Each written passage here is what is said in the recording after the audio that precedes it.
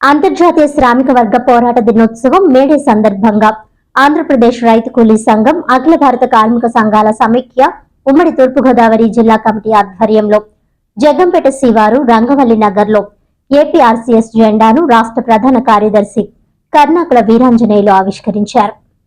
ఈ సందర్భంగా కర్ణాకుల వీరాంజనేయులు మాట్లాడుతూ శ్రమజీవులకు అండా ఎర్ర జెండా అని ఆనాడు అమెరికా చికాగో నగరంలో అమరులు చెందిన రక్తంతో ఈ ఎర్ర జెండా ఏర్పడిందని అన్నారు. 8 గంటల పనిదినం, 8 గంటల విశ్రాంతి, 8 గంటల వినోదం అంటూ హక్కులు సాధించిన అమరుల త్యాగం ఎనలేనిదని కొనియాడారు.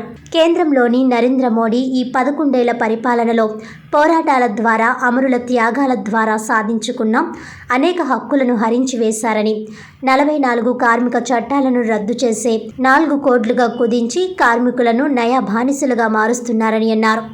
మధ్య భారతంలో నరేంద్ర మోడీ ఆపరేషన్ ఖగర్ పేరుతో సాగిస్తున్న మారణ హోమాన్ని నిలిపివేయాలని డిమాండ్ చేశారు. కేవలం కార్పొరేట్లకు అడవిలోని ఖనిజ సంపదను దోచిపెట్టడానికి, అడ్డు వచ్చే ఆదివాసీలను బయటకు వెళ్లగొట్టడానికి ఖగర్ దాడులు జరుపుతున్నారని ఆరోపించారు.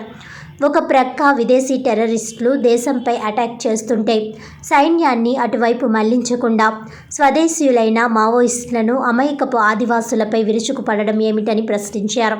నక్సలిజం పోవాలంటే సమస్యలు పరిష్కరించాలి, కానీ మనుషులను చంపితే రాదన్నారు.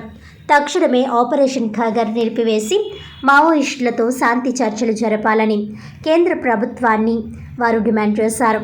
ఈ కార్యక్రమంలో ఏపీఆర్సీఎస్ జిల్లా ప్రధాన కార్యదర్శి బి రమేష్, పీడీఎస్యూవి రాష్ట్ర కార్యదర్శి కడితి సతీష్, ఏపీఆర్సీఎస్ నాయకులు దేశెట్టి సురేష్, సోమరాజు, డాన్ శ్రీను, దేవి, నిరీష, తిరుపతమ్మ, సూర్యావతి తదితరులు పాల్గొన్నారు.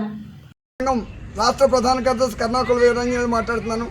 కాకినాడ జిల్లా జగ్గంపేట మండలం రంగవల్లి నగర్లో ప్రధానంగా ఇవాళ దేశవ్యాప్తంగా మొత్తం ప్రపంచ దేశాలన్నీ కూడా మేడే జరుపుకుంటున్నారు.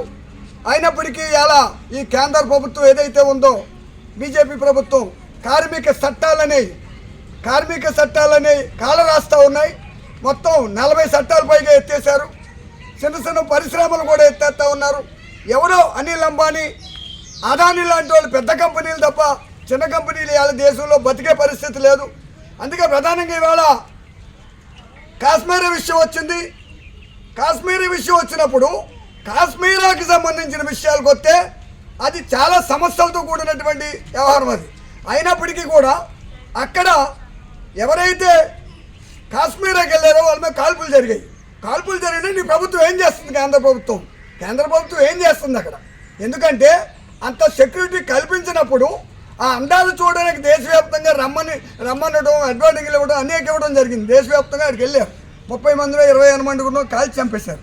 కానీ వాస్తవానికి ఆ కాల్పులు మేము సమర్థించట్లేదు. నువ్వు అక్కడ టెర్రరిస్టులు కూడా డెడ్ లైన్ పెట్టలేకపోతున్నావు. అమిత్ షా గారు ఏమి డెడ్ లైన్ పెట్టలేకపోతున్నావు? ఫలానా రోజుకల్లా అణిచిపారేస్తానని మాట్లాడలేకపోతున్నావు. కానీ ఇక్కడికి వచ్చి ఇక్కడ భారతదేశంలో పుట్టి, భారతదేశంలో ఆధార్ కార్డు ఉండి, భారతదేశం కోసం అంటే 2 వర్గాలు, ఒకటి అణగారిన వర్గం దేశవ్యాప్తంగా, ఒకటి డబ్బున్న వర్గం, సంపన్న వర్గాలు, భూములు అనేక ఉన్నటువంటి వర్గాలు. అందుకే మేము పార్టీ సిపిఐఎంఎల్ 68లో ఎవరైతే ఉన్నారో, ఎవరైతే అణిచివేయబడ్డారో, ఎవరైతే భూమికి దూరంగా ఉన్నారో, ఎవరైతే బట్టకి తిండికి దూరంగా ఉన్నారో 1968లో ఎంఎల్ పార్టీ ఏర్పాటు చేశారు. ఎంఎల్ పార్టీ బడుగు బలహీన వర్గాల కోసం ఆయుధం పట్టిన ఏది పట్టినప్పటికీ కూడా, అయినప్పటికీ కూడా ఇవాళ ఆపరేషన్ ఖగర్ పేరుతో ఏదైతే ఆపరేషన్ ఖగర్ మొదలుపెట్టాడో, ఈ ఖగర్ అనేది ఏదైతే ఉందో ఆదివాసీలు చంపుతున్నారు, ఆదివాసీల మీద బాంబులు వేస్తున్నారు, విమానాలు తిప్పుతా ఉన్నారు. దేనికోసం? ఎవరి కోసం? జెండాలు ఎగరేస్తున్నారు. ఏమి జెండాలు ఎగరేస్తున్నాం? దేనికి జెండా? అలా మన భారతదేశ పౌరులు మన భారతదేశంలో ఉన్న సమస్యల మీద పోరాడేవారు. ఇవాళ ఆదివాసీల దగ్గరికి ఎంఎల్ పార్టీలు వెళ్ళని క్రితం అయితే వాళ్ళకి చదువు కానీ, రోడ్లు కానీ, ఉద్యోగ అవకాశాలు కానీ, ఐటీడీఏ కానీ, 170 కానీ ఏమీ లేదు.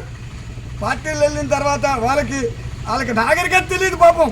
ఎంఎల్ పార్టీల్లో ఉన్నవాళ్ళు వెళ్ళిన తర్వాతే నాగరికత, వ్యవసాయం చేసుకోవడం, వాళ్ళకి బట్టలు, ఉద్యోగ అవకాశాలు అన్నీ వచ్చాయి. ఇవాళ వాళ్ళ మీద ఇవాళ యుద్ధం చేస్తూ ఉన్నాం. ఖగర్ ఆప్ చేయి, యుద్ధం ఆపు. నువ్వు యుద్ధం ఆపవలసిందే. ఎందుకంటే మన ప్రజల మీద యుద్ధం చేయకు, మన కొండల మీద జెండాలు ఎగరేయటమేంటి? ఎర్రకొండల మీద జెండాలు ఎగరేయటమేటి, వేల మందిని దింపడమేటి, 1,00,000 మందిని దింపడమేటి, ఆదివాసులు తిండి లేకుండా చేయటమేటి, వాళ్ళ గుడేల మీద బాంబులు వేయటమేటి, ఆదివాసులు చంపడమేటి, ఇది ఏమి నీతి? అందుకే నేనేమన్నానంటే కేంద్ర ప్రభుత్వాన్ని ఆపేస్తున్న కగారు వెంటనే ఆఫ్ చేయి, ఆదివాసుల మీద దాడులు ఆఫ్ చేయి, నువ్వు చంపడం ఆఫ్ చేయి, నువ్వు అవసరమైతే చర్చలు జరుపు, కూర్చోబెట్టు, విషయాలంటే అడుగు.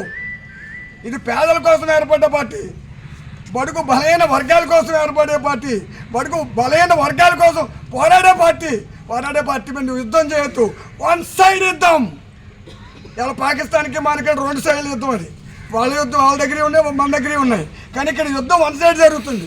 నువ్వు మిలిటరీ పారామిలిటరీ దళాలు సామాన్య ఆదివాసుల మీద ఏర్పడ్డ పార్టీని చంపడం కోసం, ఎన్కౌంటర్లు చేయడం కోసం నువ్వు ఈ యుద్ధం చేస్తూ ఉన్నావు. 1 సైడ్ యుద్ధం, ఇంకో యుద్ధం ఏమీ లేదు. అందుకే యుద్ధం ఆపి తక్షణమే చర్చలు జరిపి ఆదివాసీ ప్రాంతాల్లో వాళ్ళకి ఏం కావాలో ఏంటని మాట్లాడి ముందుకెళ్లాలని ఆంధ్రప్రదేశ్ రైతు కృషి సంఘం డిమాండ్.